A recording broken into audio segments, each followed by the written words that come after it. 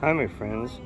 I was looking in this stuff over here in this in Balboa Park in California, and I was in the leaves and I saw this little bug here, just amazing green. Are you kidding me? And ants are calling on stuff like that, so I pulled them out of there because I care about insects even too. Um, I'm the guy that I used to actually, if I found a spider in my house, I'd throw them outside versus kill it. I said, "Oh my gosh, you're that sensitive." Well, I just didn't see the purpose of killing, right? And so that's how my dad used to say. Even he was kind of sensitive about these things too. He said, man will step on a. He's trying to crawl now. That's why you be careful. He said that man will go there and see a bug and will step on him immediately versus just scooting him out of the way, right? And also, they serve a purpose. You gotta realize that spiders will. They serve purpose of keeping the bug population down, I think, in balance, right? That your God's created that balance. Anyway, so I was looking at this guy, and you can't see it in the sunlight. This is one of those. It's just that real like neon green, just glows really, just impressive, right? Can't get his face in there. See if I can rotate it. It's got in the dark. Should have maybe turned on a flashlight or something. If I can, if they make a difference. I mean, not the flashlight, the light. I get the light on now, and yeah, that actually makes a difference. There you go. Look at this. Oh my gosh, it looks like a man. Look at that. Isn't that crazy? I mean, seriously. Look at that. I turned the light on and sitting it. Look at gosh, isn't that amazing? And remember, it's a reflection. It's not actually dyed. It's reflecting by the way the structures are. And so like this. Oh, and I hope I'm not doing too far. I'm trying to hold everything at once. That's yellow. Maybe yellowish. But how'd that happen? Oh, it's yellowish. If you go up there, it's like yellowish gold. Look at this. Isn't that amazing? No, I'm not torching. I hope that light doesn't bother. It shouldn't. But oh, okay, look at this. I mean, see, like all Kirk is playing around. Yeah, but look at this. Just amazing. Look at the face even. See, I don't know if I can get in there. This thing I'm holding that to. I can't get a lot of zoom in macro when I'm doing video here. It's too blurry. Yeah, I can't zoom in on this. So I'll block up a little bit. But anyway, so. In the point he's missing his left leg. Somebody's supposed to be 6 legs on there. Now, arachnoid is that 8 or 6? I can't remember. But we talk about the animal kingdom and a lot about the even the ocean, the sea life kingdom. But we never really talk about the bug kingdom. Isn't that amazing? Then we got the plant kingdom. We got all these kingdoms, right? I never actually thought about how many kingdoms there are of different types of living creatures. Now, actually, insects outnumber us out of any of them. I think they said probably even, plants probably not, because it depends on how you looked at it. Because I'm looking across this grass over there.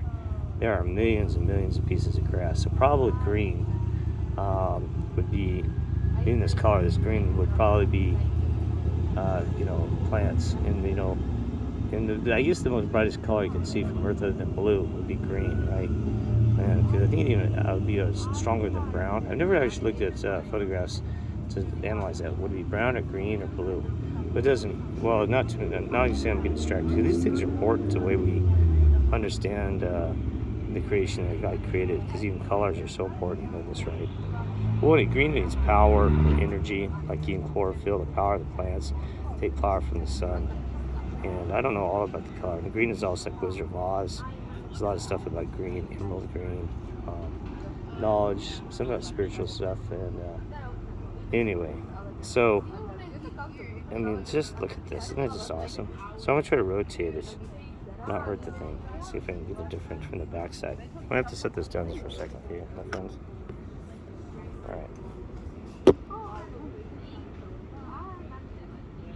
All right. Here we go. Let's see. But look at that. Can you imagine even if you made like a spacecraft out of that? One of my buddies, he was a physicist, and he said that if you could design a helicopter out of you could write sci-fi movies just based on what God's created. and look at that. It looks like somebody stretching their arms out. Look at this. Like some kind of person with a head and stretching their arms straight up. But anyway, so look at that. See that? I mean, that is cool. Let's see if I can do. Oh, I was gonna try to photograph that, but anyway, it's so hard because I'm trying to balance everything in my hand and hold my cell phone, not drop this camera, and set my cell phone. Oops. So anyway, that is so cool. Look at this. See how photograph this. So anyway, now I know, like, I'm sorry to keep going. But anyway, trying to. Okay. So anyway, he said that. Back to my physicist friend, he said that the dragonfly would be just extremely fast helicopter, faster than the ones on today. Probably not jet powered, but just overall, right? And he said those little suckers fly just amazing, like Mach speed and stuff. And that's Dale Pitcher. What's his name? He's a great guy. And so rotated, so green. Look at how the reflection is. Now, animals. God did color code animals to give an indication overall whether something's dangerous or not. Like even snakes, I think it's black before red will make it dead, and red before black is a friend of Jack. I think that's it. So if you see more black than red, you'll be dead. Like some of the snakes that are that more black than red. I think it's true, but be careful. Don't use my word on that. But then red before black is a friend of Jack. So that's like the fake red. Was it the copperhead or something? I can't remember. That's red and black. But anyway, so there are indications, right? But then you got a rattlesnake that blends in with the ground. So what does that mean? Be careful, because there are some things that are brown that are probably safe. I'm thinking the poisonous rose, or things that are brown are safe. It probably is, but that's why the rattlesnake has a rattler, right? But there are probably cases where you have to be very careful. Greens can be very poisonous. Snakes, right? And this guy's green. I don't think he's poisonous, so you got to be careful with that. But anyway, look how it's, like I said, it's got two wings there and a shell. You imagine probably if you had that like an aircraft, it'd probably float and water, be amphibious, and also fly very fast. What I don't understand is the rhythm. Okay, it's got its wings. It does it. Everything that does these animals do for a purpose. See that left leg? How it switches like windshield wipers. I don't understand that. Why? Things have a purpose. See that? Is it testing to see if something's touching it from behind, or if it has space? If something's moved behind it? I don't know. So why is it doing this windshield wiper maneuvers? I just don't understand. There is a purpose behind these movements. For example, that the bears, because I'm from Colorado, they just scratch away and just dig at trees just to get to the ants behind the bark. And for years they could never understand. I said, why would a bear waste all of its energy for something so small and so ridiculous effort to look at, to dig it? I'm sorry, I'm getting distracted because people are on the too at the same time. But why would they spend all the energy for something that has very little return? They said that doesn't make sense. They said I thought that behaviors are for a reason, for survival and those other things. Well, they discovered that the bears would do that to sharpen their claws. That by having that instinct to dig for ants, they sharpen the claws so that they could actually go hunt fish and things like that. So it did serve a purpose. And they just learned that, I don't know, I think that was like 10 years ago or something like that. So I was trying to see if I could do anything else with this little guy. But see how it's like, I wish, it's just, it was really dark, it really do that. But I'm going to set him in a safe spot like that and here in a minute. But I didn't want to show you that. I don't know, somebody probably is boring, but some things that these have been in zoos or museums and stuff. I just haven't seen an emerald guy like this. I don't know what he is. I could look him up, and but anyway, so heck of it. I don't know if there's anything else in it. I just don't want to lose him. Well, look how it just goes like neon. Here's me. Hi. Let's see what's wrong. Anyway, so that's the thing. You can just spend lifetimes analyzing each little piece of God's creation and stuff. It's just amazing, right? Anyway, so there's a really. I'm gonna stop this. Sorry, it's so long. I just wanted to show you this, and there's probably a lot you can say about this, with the bugs like green and brown and. There's many colors and things that are for sex, for defense, and things like that. And we kind of see that in this world. We see people do this. They wear things to fit in, so they don't get attacked. You see that a lot by just to be a part of the group and group think. And so you see people wear makeup and dress in there, and I do too. I'm not insulting these people. Wear a certain dress, because if I came out here dressed not there, I wouldn't fit in. And those change. That's things. We're like chameleons. That's the thing, is humans are, I'm going to be honest, I've never been so disappointed at our race after looking at this, that Now this guy, he's stuck with what he's got to wear. He's born by God and takes it as it is. But we always trying to modify our God by, wearing makeups or things like that. And that can be good things too, though, because look at this. And I saw some beautiful dresses that bring more beauty and light to a culture, right? And these cultures and stuff like that, like these dresses. Saw someone just from Panama and also from the Portugal. God, just amazing dress, just bright and beautiful, and things like that. So you can't really judge. You remember, see, it's perspective. Sometimes we look at things negatively, but sometimes positive. I guess it's the intent behind it. It's always been the intent, I've discovered. If the intent is to be egotistical, sexual, versus love and romance and versus more positive things, that the intent has a deeper underlying meaning behind it, then that's when you start to question whether that is appropriate for God. Now so this is coming from me, not God. So, understand these are just my opinions, right? So anything I say is just my thoughts, okay? So, but like I said, our vehicles, look at these vehicles. We use vehicles for status, symbols. I'm wealthy. It's just amazing how much we advertise. See, everything's advertisements just by TV ads. That's why they see an ad. It's because add on to your character, advertisement, so that you can add on. See, everybody's trying to add on to who they are and be more special. In addition, add on advertisement. See, I don't know about advertisement. I'm not sure. A different version of you, I guess. Advertise. I don't know. So there's probably something in phonics there, but not sure. But ad is probably something. I always thought about, what does advertisement really mean? Add, add it to it. Well, so what would be negative? Well, I don't know, right? So anyway, you remember we were born in perfection. I'll go handle the thing anyway. So I got him down here. But anyway, there's a lot. And I don't want to go into all the detail because I've talked about this many times. But the whole world's fake. We're all trying to advertise and market ourselves. And see, that's the thing, is you kind of have to do it in this world, is you have to market yourself to get a good job. I used to hate going in and playing up my character. I had to boast more about what I did, and I was always trying to be truthful because I want to get a situation and be called on it later. But just that little bit, we intended to really, really put on the mustard. Just really put on the icing on the cake, just to really make sure we got that job, and And sometimes people smell through it. When I was interviewing people, or just even people in general around me, I'm like, boy, they're really pushing it. And see, I can see it quicker than anybody else now. I can see it quicker than, no offense to my mother. My mother, she can't see through the veils that people are throwing up the masks, like the masquerade and the Phantom of the Opera. I can read right through the mask now. It's just those little, I can read them spiritually. I can sense it through their behavior, their body language. Because remember, body language is 80% of communication to these people in this world, right? So that's probably just the average general person. But now, that used to be the case for me, but now I can read past body language. I can read see, that's what's amazing about this, is the more you become enlightened and awake, you learn to read past the body language. Isn't that amazing? That I can read right past your body language and really see who you are and what you're doing. Because you put on a show in front of me, I'll pick it out in 10 seconds. If no matter what body language, and I can see things. I just get some background. Well, so the thing is too, is that people read me, and I've had people make comments. I'm not trying to be egotistical and stuff like that. They said, "Man, you are very confident."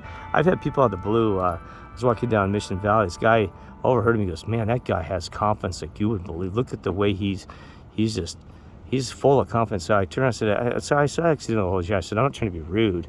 But I said, "Can you expand it?" Because I've never really heard anybody say that. But he goes, "Oh, it's the way you walk." And this guy was a really honorable guy. It wasn't just, I could tell he had confidence himself. He was like an alpha male, not in a way. He had, great behavior. He was chivalry, honest, respect, and he was the type that I was like, wow, this guy has a lot of confidence himself. And I told him, I said, well, you have confidence too.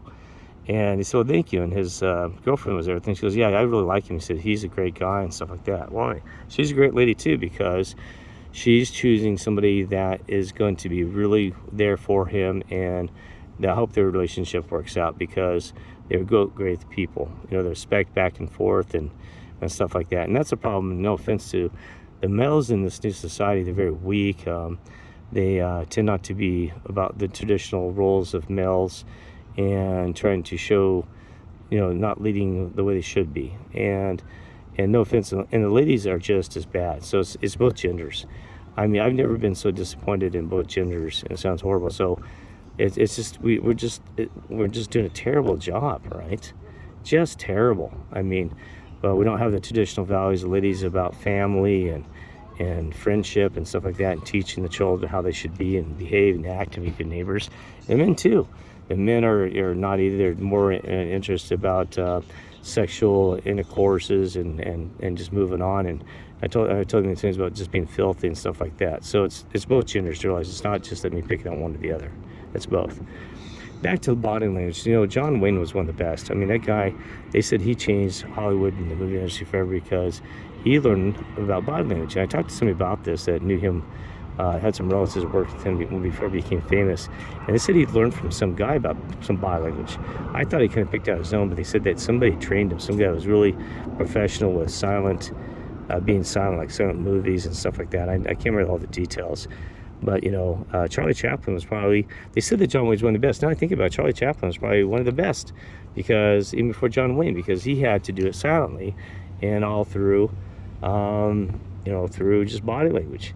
And then even back then, they used to put extra makeup on for the black and white movies just to make sure that you could see their body language because there wasn't the vocals or the speech in there.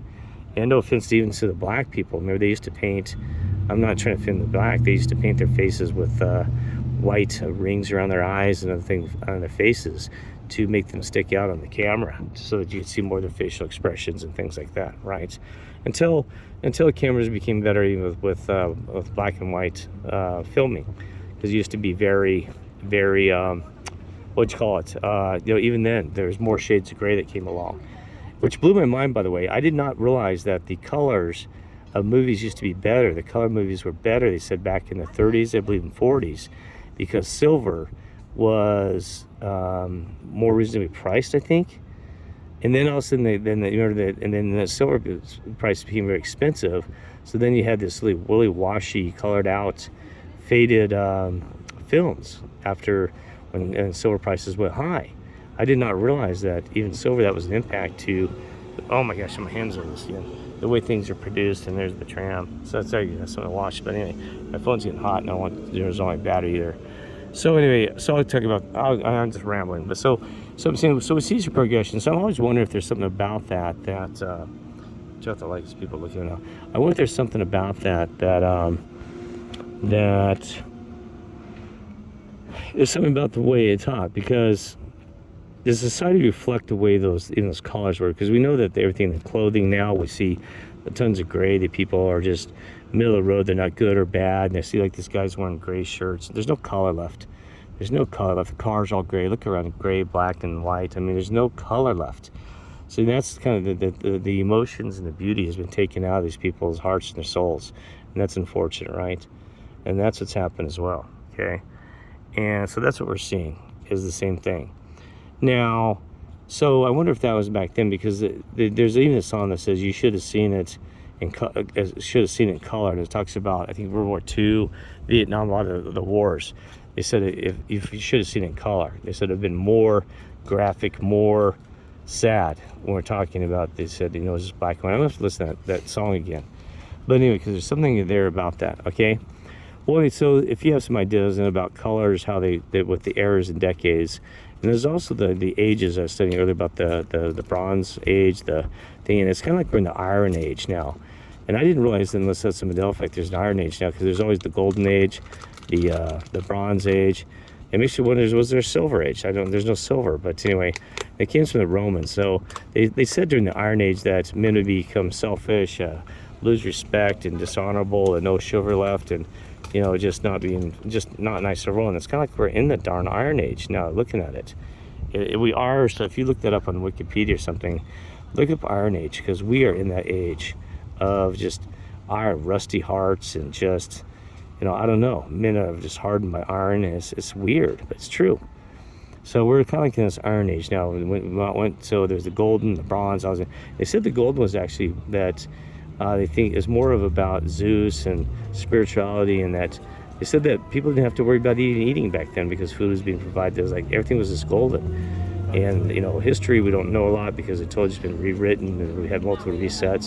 So it's hard to understand what the Golden Age was. But is the Tartarians, is all the stuff, right? Those other eras. But so if you look at it, it doesn't really, it's something to look at because, like I said, we're in the Iron Age now. And like I said, I don't remember everything in the Iron Age, but the Iron Age you read it, it's kind of what we're going through. All right? All right, God bless. And I'll put my hand over again. Son, love you all. Take care. Oh, our friend's still there, so I'm going to have to move him. Let's see if I can zoom in better here and then farther away. I don't know. Let's do one last thing for our bug. Say goodbye to our bug. Let's see if he'll zoom in here. Oh, he's moving around a little bit. Anyway, he's moving. All right. Say goodbye to our bug. All right.